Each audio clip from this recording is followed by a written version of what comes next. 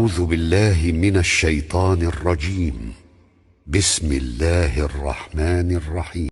إنما أموالكم وأولادكم فتنة والله عنده أجر عظيم فاتقوا الله ما استطعتم واسمعوا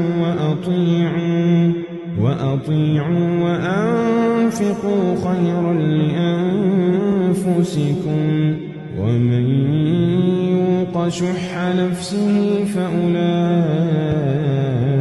هم المفلحون. إن تقرضوا الله قرضا حسنا يضاعفه لكم ويغفر لكم والله شكور حليم. عالم الغيب والشهادة العزيز الحكيم.